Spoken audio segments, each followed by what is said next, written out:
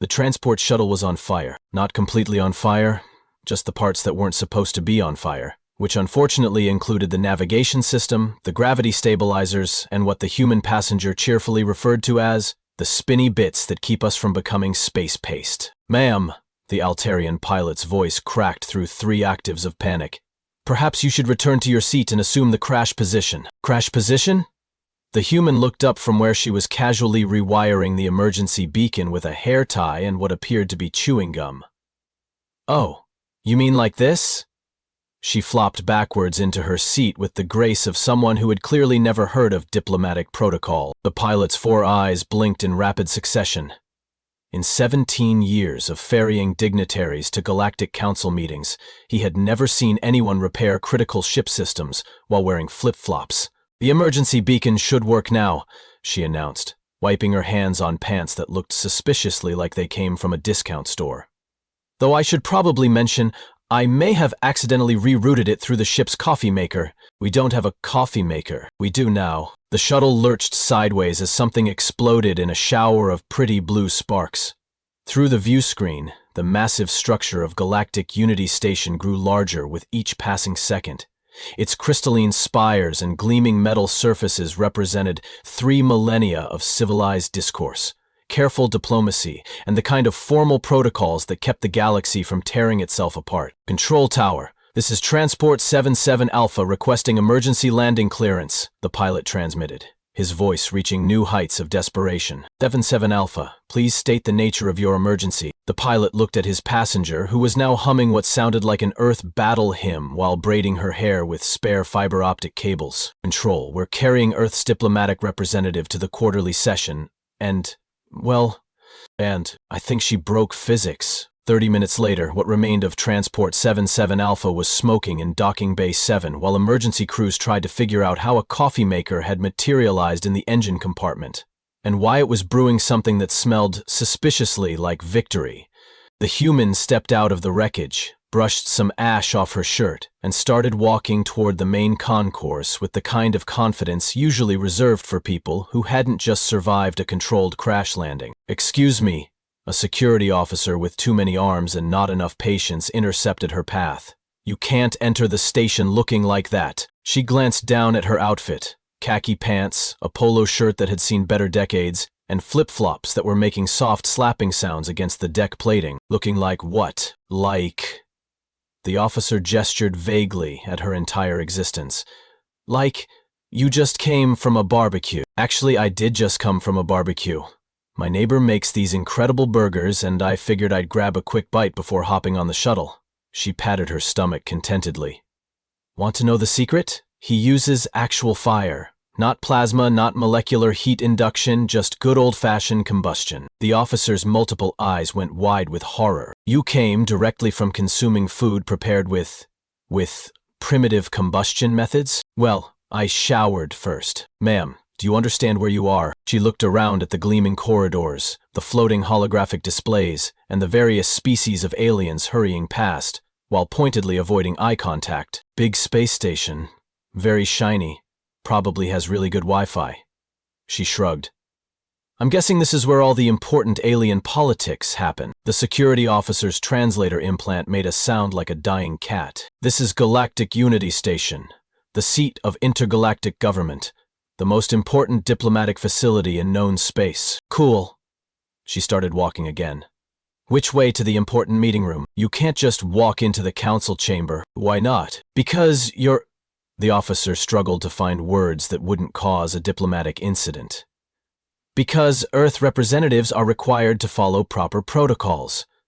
There are procedures, forms, a dress code that specifically prohibits footwear that makes noise. She stopped walking and looked down at her flip-flops, which chose that moment to make a particularly loud thwap against the deck. These old things? They're practically silent. Ma'am, with respect, they are the opposite of silent. Have you ever heard combat boots on metal decking? No, but trust me, these are an improvement. Before the security officer could respond, a chime echoed through the station's corridors, followed by an announcement in 17 different languages that roughly translated to, All representatives, please report to the council chamber for the quarterly session on galactic harmony and the continued peaceful coexistence of civilized species. The human checked what appeared to be a watch made from recycled spaceship parts. Ooh, I'm actually right on time. That never happens. She gave the security officer a cheerful wave. Thanks for the directions. I didn't give you any directions. You pointed toward the big glowing arrows that say council chamber in 43 languages. The security officer looked at the clearly marked directional signs that had been there for 3,000 years, then back at the human who was already halfway down the corridor, her flip-flops announcing her presence to anyone within a quarter-mile radius. He activated his communicator with one of his 7 hands. Control, we may have a problem. Define problem. Oze's representative just arrived. That's not a problem. That's diplomacy. She's wearing beach shoes and humming what I think might be a war song. There was a long pause on the other end of the communication. Control, we're going to need a bigger incident report. Meanwhile, the human continued down the corridor, blissfully unaware that her footwear had just triggered the first diplomatic crisis of her career. Behind her, the coffee maker in the wreckage of Transport 77 Alpha gurgled to life and began brewing something that would later be classified as either a beverage or a mild explosive. The quarterly session of the Galactic Council was about to begin, and for the first time in 3 millennia, no one was prepared for what was coming. But that wasn't the shocking part. The Zephyrian Empire had ruled 47 star systems for over 2,000 years through a combination of superior technology, careful political maneuvering, and an unshakable belief that the universe was best organized by beings who looked like living crystals and spoke in harmonic frequencies that could shatter glass. High Counselor Zeth Kara had not achieved his position by tolerating chaos. Explain to me, he said, his crystalline form resonating with barely controlled irritation, why the Earth representative is currently in Corridor 7, making noise with her feet. The briefing hologram flickered as his aide consulted the latest intelligence reports. According to our Cultural Analysis Division, High Counselor, humans engage in what they call walking. I know what walking is. The harmonic frequencies of Zethkara's voice could have cut diamond. I want to know why she's doing it incorrectly. Our xenobiologists believe it may be related to their primitive evolutionary development. Humans apparently never evolved proper sound dampening capabilities. Zethkara's crystalline fingers drummed against the armrest of his council seat, creating a sound like wind chimes in a hurricane. Around him, the other members of the Zephyrian delegation sat in perfect harmonic silence, their translucent bodies refracting the chamber's lights into carefully calculated patterns that indicated various levels of diplomatic displeasure. Has anyone informed the human that this session will address serious matters of galactic importance? We sent 17 formal notifications to Earth's diplomatic corps, including detailed instructions on proper conduct, required documentation, and appropriate attire for addressing the council. And their response? The aide's harmonic frequency shifted to something that roughly translated to uncomfortable shuffling. They sent back a message that said, and I quote, "Got it. Thanks. XOXO. What does XOXO mean? Our linguistic analysis team is still working on that, High Counselor." Through the chamber's massive viewing ports, Zethkara could see the approaching human as she made her way through the station's corridors. Even at this distance, he could hear the rhythmic slapping of her primitive footwear echoing off the walls. "Counselor Venthara," he addressed the Zephyrim diplomatic specialist. "Please remind me of humanity's standing in our classification system. Humans are currently rated as Class 7, developing civilizations with limited technological integration and questionable decision-making capabilities. And what does Class 7 status entitle them to? Observer privileges only. No voting rights, no military alliance eligibility, no access to advanced technological databases." Venthara's harmonic tones carried the satisfaction of someone reciting well-established hierarchy. Essentially, they are permitted to attend meetings as a courtesy, but their opinions carry the same weight as background noise. Excellent. Zethkara's crystalline form shifted to a more relaxed position. Then this session should proceed smoothly, despite their colorful choice in footwear. The chamber's main doors slid open with a whisper of advanced engineering. Thwop, thwop, thwop. Every conversation in the 300-foot-tall chamber stopped. The human walked in like she owned the place, her flip-flops announcing each step to the assembled representatives of 43 different star systems.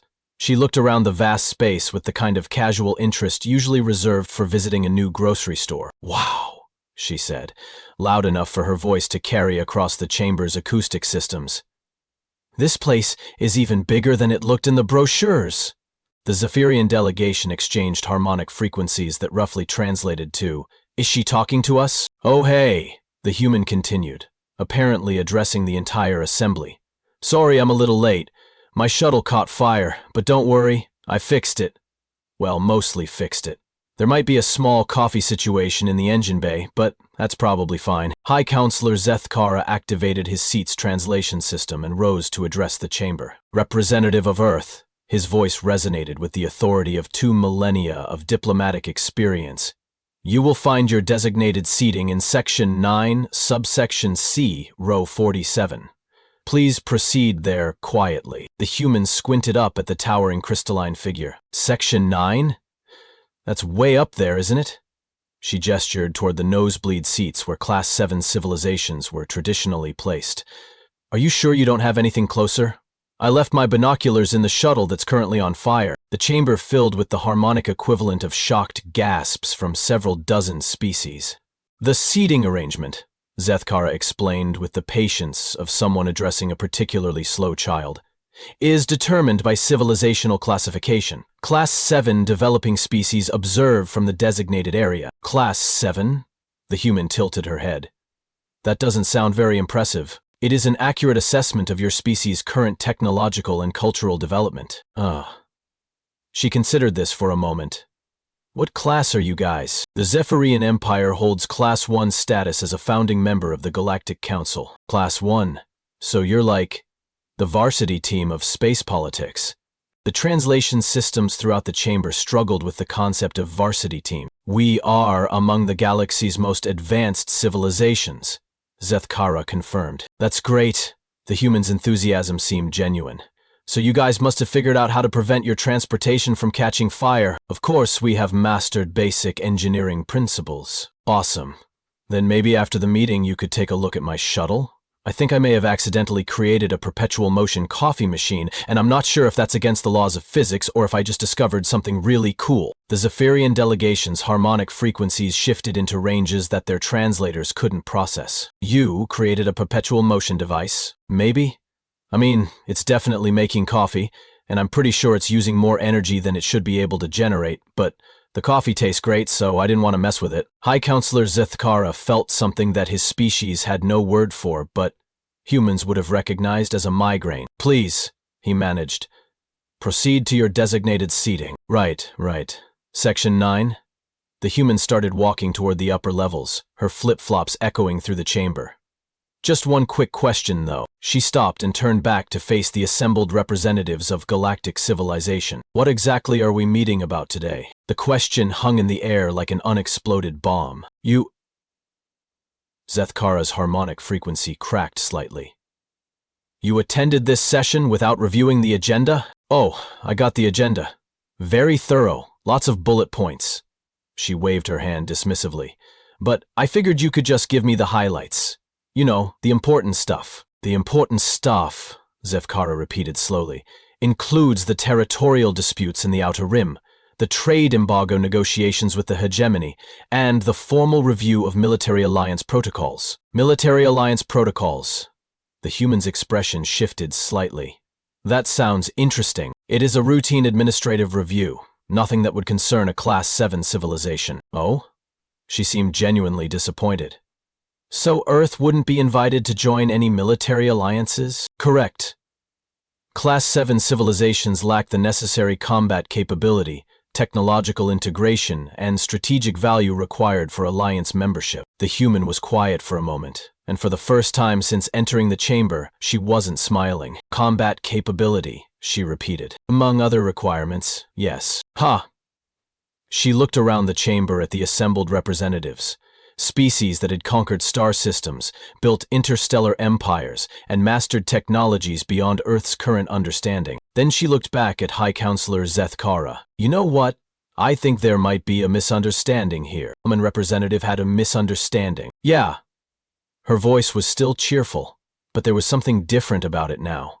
something that made the chamber's acoustic systems amplify it just a little more than they should have. You see, when Earth got the invitation to this meeting, we thought you wanted to talk to us as equals. But it sounds like you think we're just here to sit in the back row and watch the grown-ups handle the important decisions. That is an accurate assessment of your role in this assembly. Right, the human nodded slowly. And part of that assessment is based on your evaluation of humanity's combat capability. Among other factors, yes, the flip-flops went silent as the human stood perfectly still in the center of the vast chamber. "High Counselor Zeth Kara," she said, and her voice carried clearly to every seat in the assembly. "I think you might want to reconsider that evaluation." "I beg your pardon," the human smiled.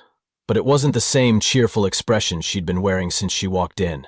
This smile was something else entirely. See, the thing about humans is, we're really good at being underestimated. We've had a lot of practice. I fail to see. "Tell me something." She started walking again, but slower now, her footsteps deliberate. "When your intelligence analysts evaluated Earth's military capability, did they happen to mention what we do to planets that we don't like?" The chamber fell silent except for the soft sound of flip-flops on crystalline flooring. "Because I'm thinking maybe they left out some of the more interesting parts of our history." High Counselor Zeth Kara's crystalline form began to resonate with frequencies that indicated growing unease. "Earth has no significant military presence in space." "You're absolutely right." The human reached the center of the chamber and stopped. "We don't have a significant military presence in space. We keep all our military stuff right here at home where we can use it to solve problems." "What sort of problems?" The human's smile widened. "The kind of problems that used to be continents." The security alert klaxons were still wailing when High Counselor Zeth Kara realized he had made what humans might call a tactical error. "Explain," he commanded, his crystalline voice cutting through the chaos as emergency protocols activated throughout the station, "what you meant by problems that used to be continents." The human stood in the center of the chamber, apparently unbothered by the fact that 43 different species were staring at her with expressions ranging from confusion to outright alarm. She took a deep breath, the kind people take before delivering news that's going to ruin everyone's day. "Well, since you asked." She clasped her hands behind her back like a professor about to begin a lecture. "Let's start with something simple. A place called Hiroshima." The chamber's translation systems immediately began cross-referencing Earth databases. "August 6th, 1945. We split an atom and used it to delete a city. Not conquer it, not occupy it. Delete it. Erase it from existence in about 3 seconds." Her voice was conversational, almost cheerful. "The interesting part wasn't just that we figured out how to do it. The interesting part was that we did it twice, just to make sure everyone understood we weren't kidding." Several delegates began urgent communications with their home worlds. But that was just the beginning.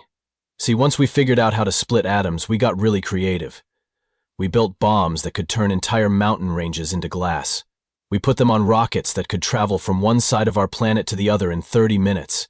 We built submarines that could hide under our oceans for months and pop up anywhere to deliver enough firepower to sterilize a continent. High Counselor Zeth Kara's harmonic frequencies had shifted into ranges that indicated something between horror and fascination. "At our peak," the human continued, still smiling that pleasant smile, "we had enough nuclear weapons to kill every living thing on Earth about 40 times over.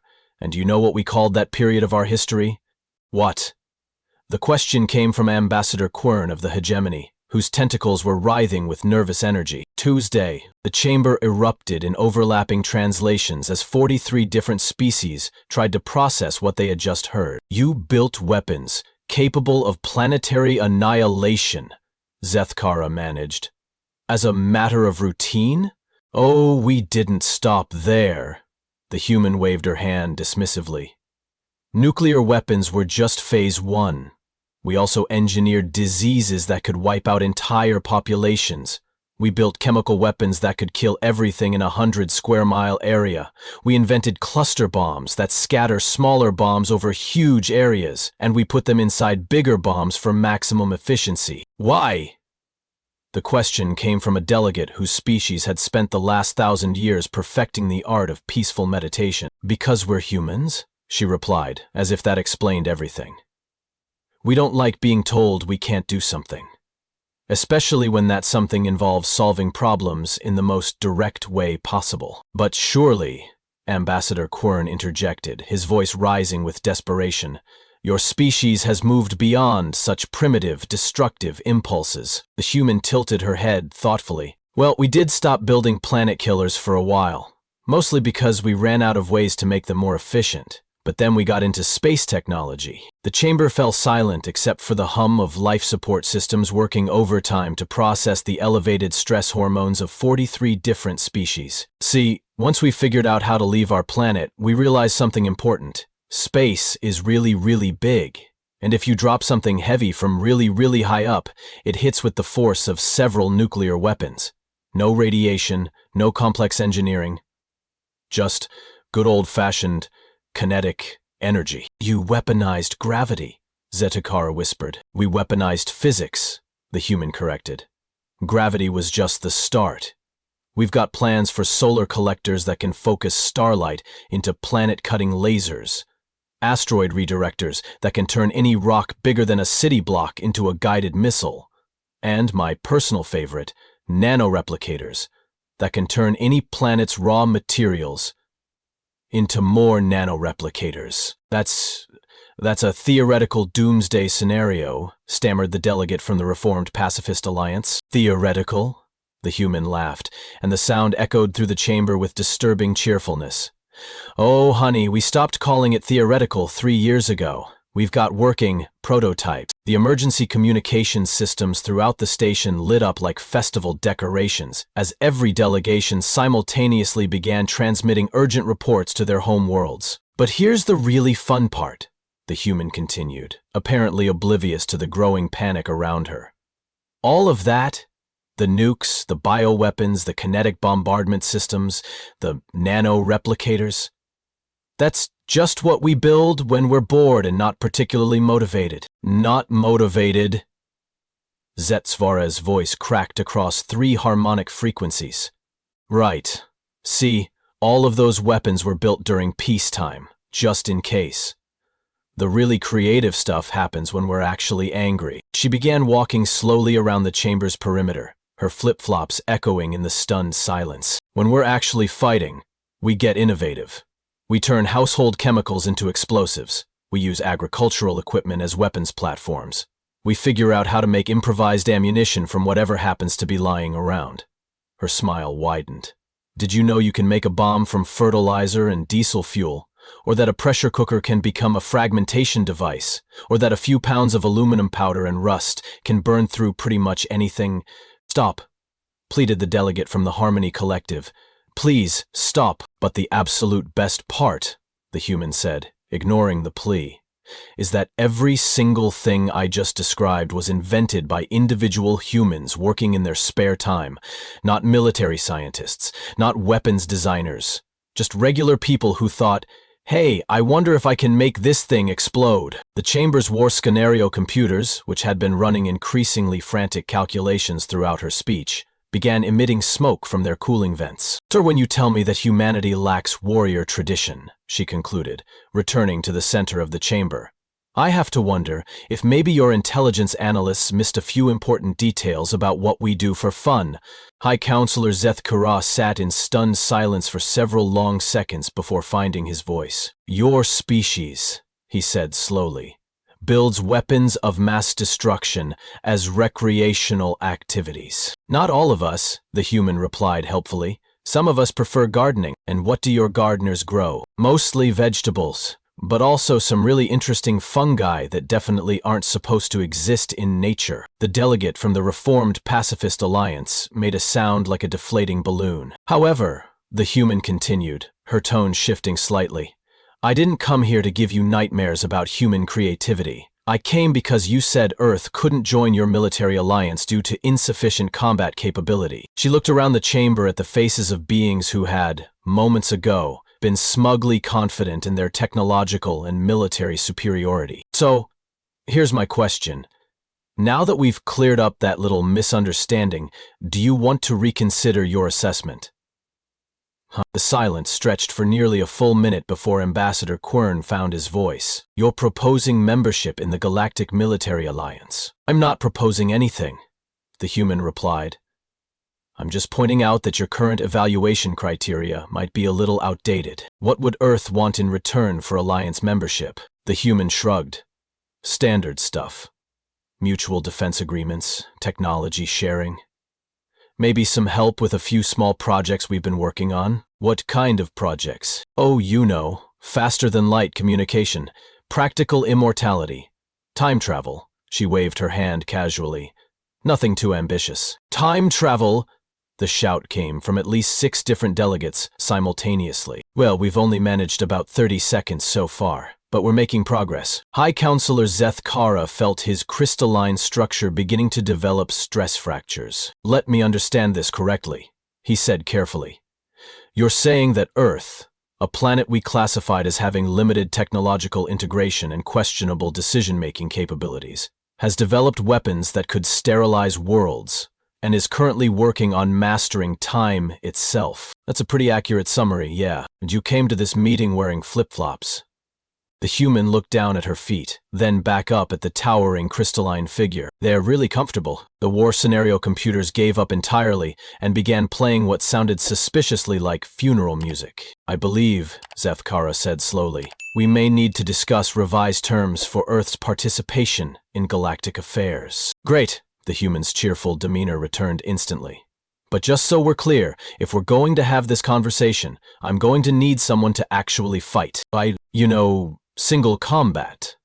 Mano a mano. Your best warrior against me.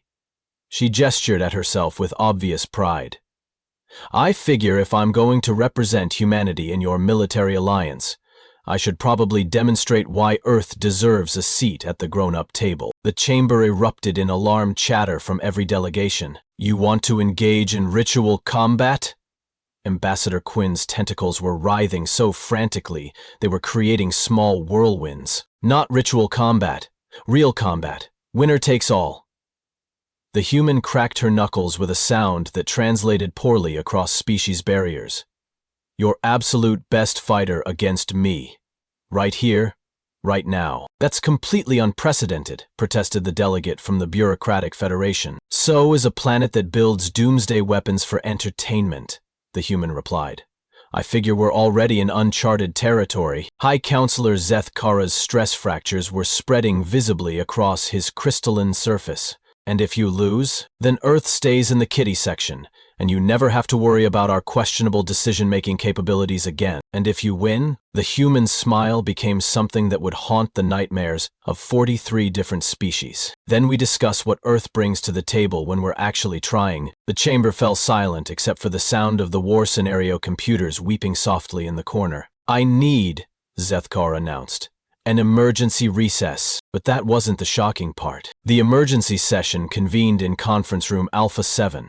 The most secure location on Galactic Unity Station.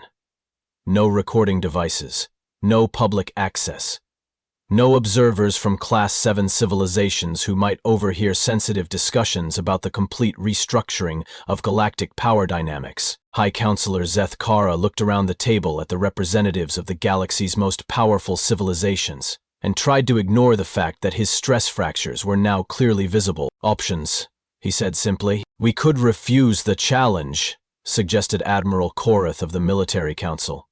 Claim it's beneath our dignity, and let a Class 7 civilization dictate terms to the Galactic Council? Ambassador Quern's tentacles curled with distaste. The political ramifications would be catastrophic. The political ramifications will be catastrophic anyway, pointed out Counselor Rex of the Intelligence Division. Our preliminary analysis of Earth's technological capabilities suggest we may have significantly underestimated their military potential. How significantly? Zeth Kara asked, though he wasn't sure he wanted to know the answer. Well, they appear to have independently developed several technologies that we classify as theoretically impossible, Rex replied, consulting a datapad that was smoking slightly around the edges. Their nuclear weapons program alone represents a level of applied physics that should have taken them another 1,000 years to achieve. And the nanoreplicators? If they're not bluffing, They've solved the fundamental control problems that have prevented every other civilization from deploying self-replicating technology. That puts them approximately 1,500 years ahead of our most optimistic projections. And the time travel research? Rex's datapad burst into flames. He calmly activated a fire suppression system and continued. Our computers refuse to calculate the implications. They keep displaying error messages that translate roughly to, "This is above my pay grade." So we're dealing with a species that's more advanced than we initially assessed, Zethkara mused. But their representative is still just one individual human in flip-flops. About that, Admiral Korath interjected. I've been reviewing the combat records of our available champions.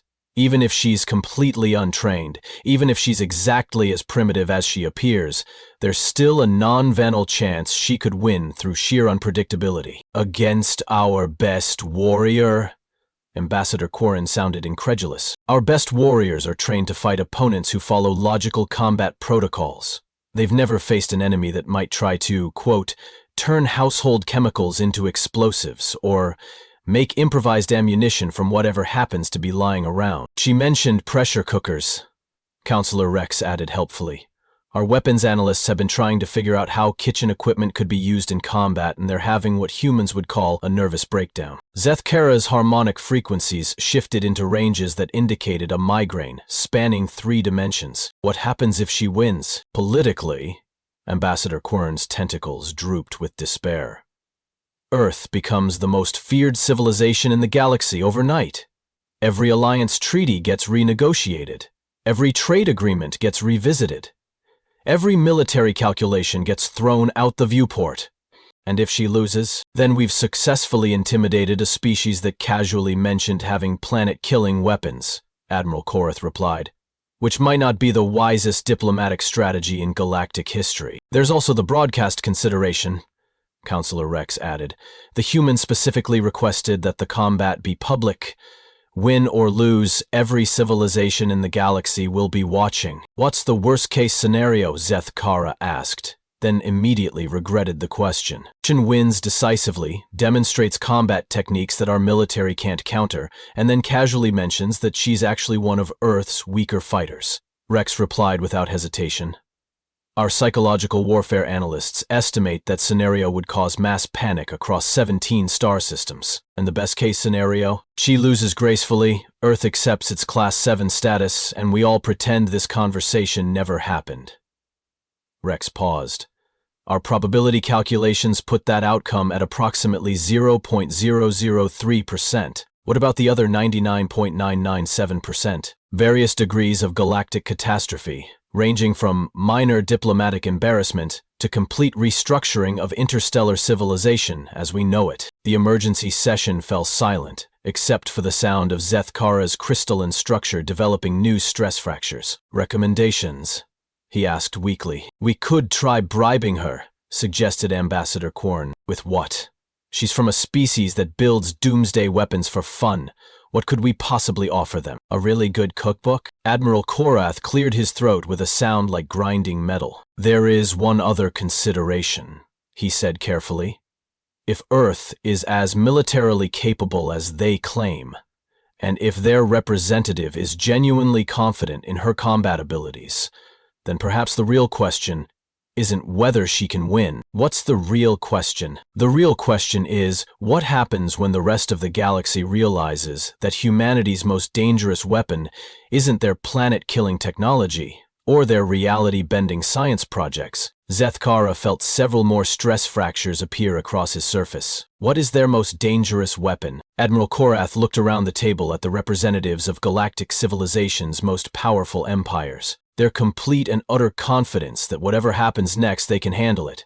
The emergency session ended with the sound of 43 different species simultaneously requesting immediate updates to their homeworld defense protocols. Commander Drexneth had won 8 galactic combat championships, conquered 3 rebellions, and once killed an enemy with nothing but a broken communication device and righteous fury.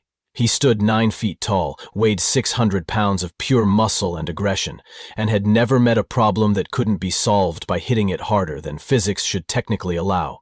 He was currently staring at a human female who was stretching like she was about to go for a jog. "This is our opponent?"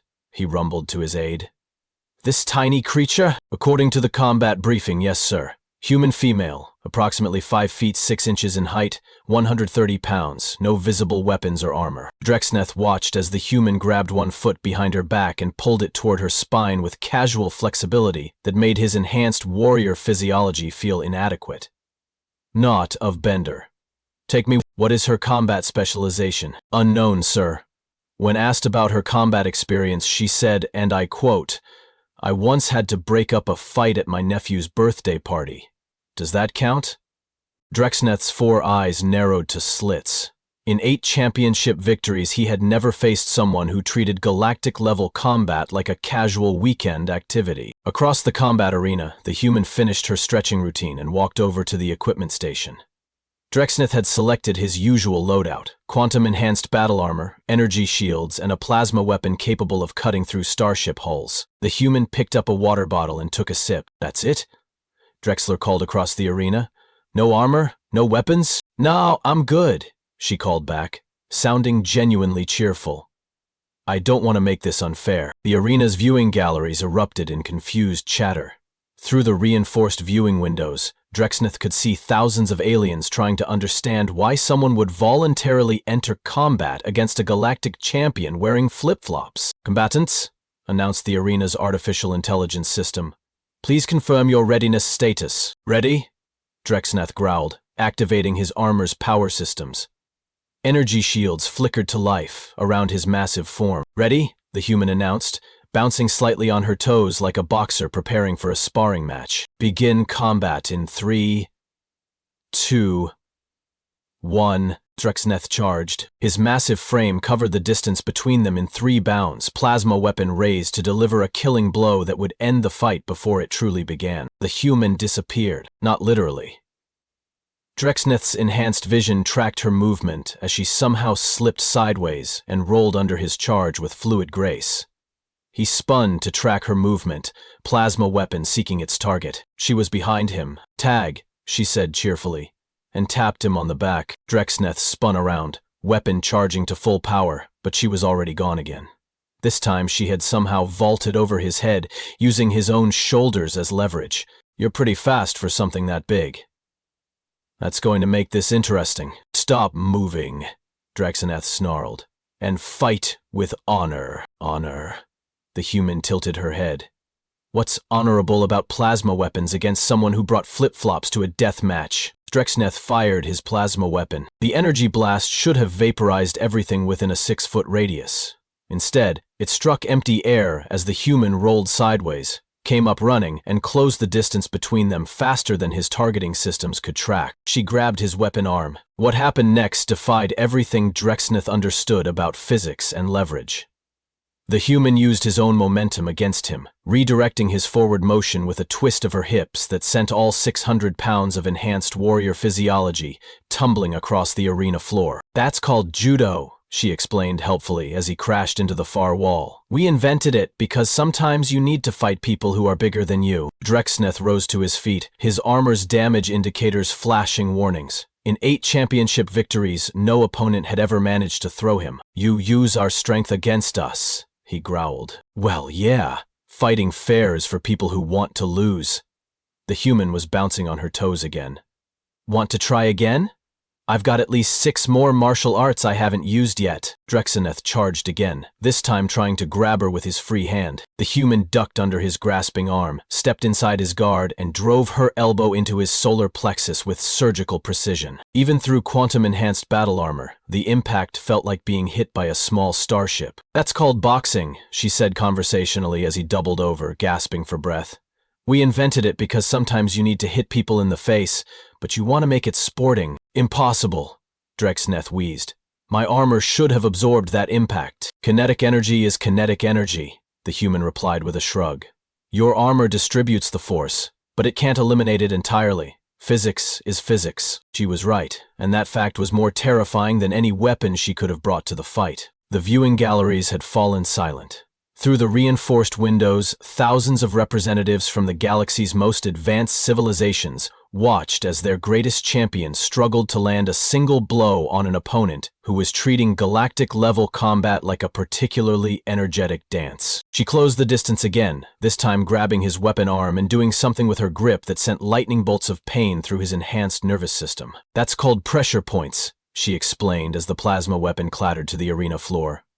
"We figured out that even the toughest warrior has spots where a little pressure in the right place can shut down major muscle groups." Drexneth swung his free hand in a massive backhand that should have sent her flying across the arena. She caught his wrist. "But here's the thing about humans," she continued, holding his massive fist motionless, with what appeared to be casual effort. "We don't win fights because we're stronger or tougher or better armed than our enemies." She twisted his arm behind his back with a motion so smooth it looked like choreography. "We win fights because we're absolutely, completely, utterly unwilling to quit." Every combat prediction algorithm in the galaxy had been running increasingly frantic calculations since the fight began. Advanced AI systems that had successfully modeled billions of combat scenarios across thousands of different species were now displaying error messages in languages that hadn't been spoken for millennia. "Combat analysis impossible," announced the arena's primary computer system. "Participant behavior does not conform to established physical laws." "She's not breaking physical laws," corrected the backup analysis system. "She's just using them in ways we didn't think were possible." In the viewing galleries, the sound of 43 different species simultaneously reconsidering everything they thought they knew about human capabilities created a harmonic frequency that registered on seismic equipment 3 star systems away. High Counselor Zeth Karaz's crystalline structure had developed so many stress fractures that he looked like an abstract art piece titled "Existential Crisis in Crystal Form." "She's not even trying," he whispered to Ambassador Quern, whose tentacles had gone completely limp with shock. "Look at her, she's having fun." It was true. The human was bouncing on her toes again, apparently energized by the experience of defeating the galaxy's greatest warrior, while wearing footwear that made cheerful slapping sounds against the arena floor. "Commander Drexneth," she called down to the fallen champion. "You okay down there?" "How?" Drexeth managed from where he lay tangled in the remains of his armor. "How is this possible?" "Practice," the human replied simply. "Lots and lots of practice. But your species is classified as primitive." "Yeah, about that classification system." The human's expression shifted slightly, and for the first time since entering the arena, she wasn't smiling.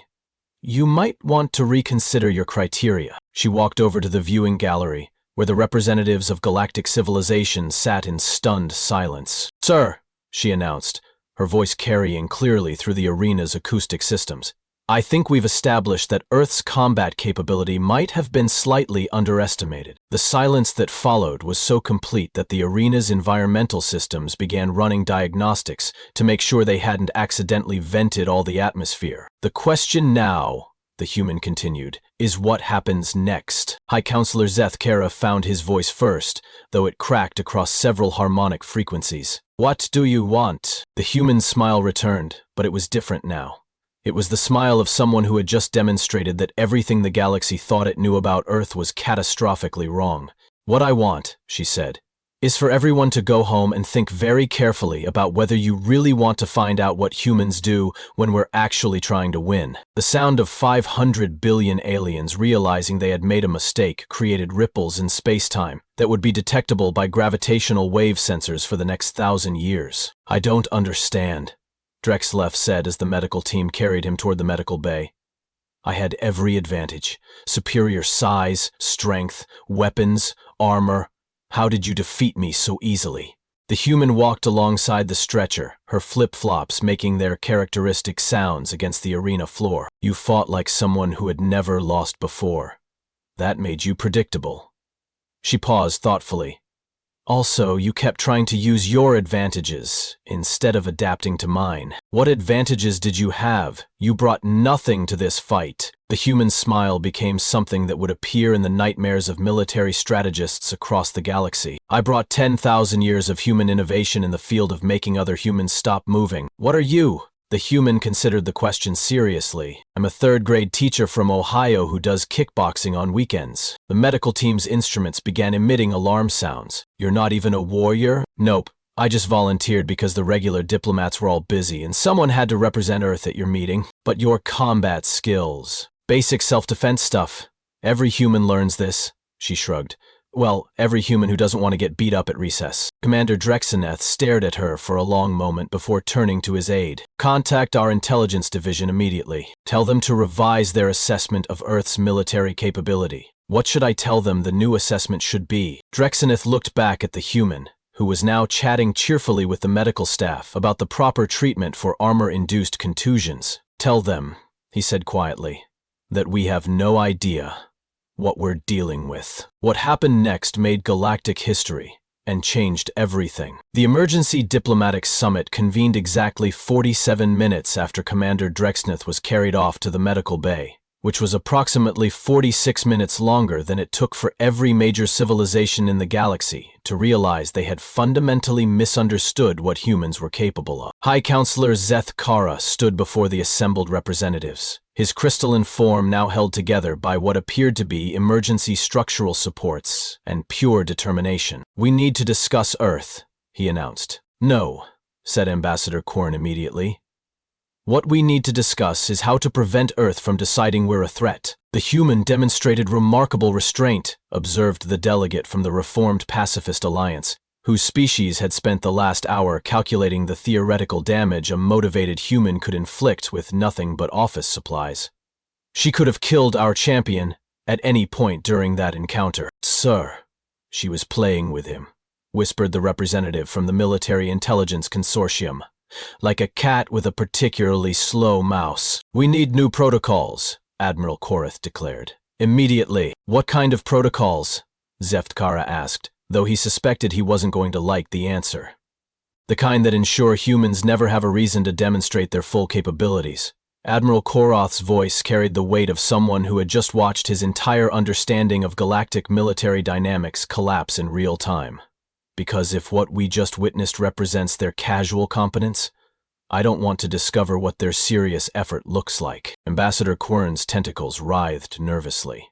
"Our intelligence analysts have been reviewing Earth's historical records. Did you know they once fought a war that lasted 6 years and involved 67 million casualties? That's impossible. No species could sustain those losses. They called it World War II.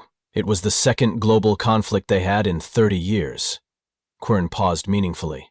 "They won both." The chamber fell silent except for the sound of several delegates quietly updating their species' emergency evacuation protocols. "Furthermore," Quern continued, "they appear to have fought these wars primarily for recreational purposes." Recreational? According to their historical archives, the wars were about things like freedom, ideology, and stopping bad guys. Not territory, not resources, not survival. They fought planet-wide conflicts because they disagreed about philosophy. Admiral Korath made a sound like a dying star. "They weaponized their leisure time." "It gets worse," added the delegate from the Academic Research Division. "We've been analyzing their entertainment media. They create fictional scenarios involving the destruction of their own planet for amusement, multiple times per year. And the humans always win." High Counselor Zethkara felt his emergency structural supports beginning to buckle under the weight of existential dread. "Recommendations," he managed. "Full diplomatic immunity for all human representatives," Admiral Korath said immediately. "Unlimited access to any facility they request. Complete cooperation with any Earth initiative." "That seems excessive." "Counselor, with respect, that human just defeated our greatest warrior while wearing footwear designed for beach volleyball. I don't think we're in a position to negotiate terms." The new regulations were drafted, debated, and unanimously approved in the fastest legislative session in galactic history.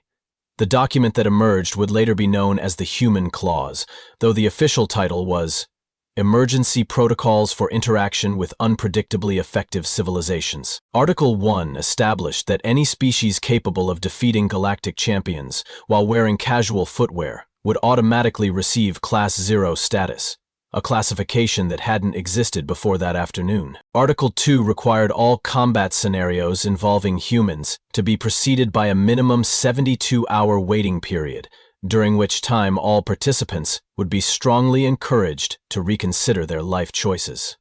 Article 3 mandated that any facility hosting human representatives must maintain emergency medical facilities capable of treating injuries caused by improvised combat techniques utilizing common household items. Article 4, which was added after someone remembered the humans' casual mention of time travel research, simply stated, "Don't ask about the science projects." The regulations were transmitted to every major civilization in the galaxy within 6 hours, along with a strongly worded recommendation that Earth be offered immediate membership in any alliance, treaty, or organization they expressed interest in joining. "Better to have them inside the tent," Admiral Korath had observed, "than outside wondering why we're having meetings without them." Meanwhile, in the station's diplomatic quarters, the human was having what she would later describe as the weirdest conversation of my professional career with the Galactic Council's senior leadership. "So, let me make sure I understand this correctly," she said, reviewing the treaty documents that had been hastily prepared. "You're offering Earth full military alliance status, unlimited technology sharing agreements, and a permanent seat on the Galactic Security Council?" "That is correct," High Counselor Zathara confirmed, his crystalline form still held together by emergency repairs and nervous energy. "And all we have to do is promise not to turn your planets into glass? We would prefer if you didn't." "Yes." The human considered this for a moment. "You know, we weren't actually planning to turn anyone's planets into glass. That seems like a lot of work for very little benefit." The collective sigh of relief from 43 different species created atmospheric disturbances detectable from orbit. "However," she continued, "I should probably mention that Earth's diplomatic corps is going to want to review these agreements in detail. They're very thorough about paperwork." "Of course. Take all the time you need." "Great. I'll send these back home and wait for instructions." She paused thoughtfully. "Although I should warn you, our bureaucracy moves pretty slowly. It might take a few weeks to get everything approved." "A few weeks is acceptable. Also, they'll probably want to send a proper delegation to handle the formal negotiations. People with actual diplomatic training and everything." Admiral Korath leaned forward with obvious concern. "Will they be similar to you in terms of capabilities?" The human laughed, a sound that had become significantly more terrifying to the assembled representatives over the past few hours. "Oh, no. I'm just a substitute teacher who happened to be available when the regular diplomats were busy. The people they'll send for serious negotiations are actual professionals." The emergency structural supports holding High Counselor Zethkara together made ominous creaking sounds. "What kind of professionals?" "You know, former military officers, international law specialists, people with advanced degrees in conflict resolution."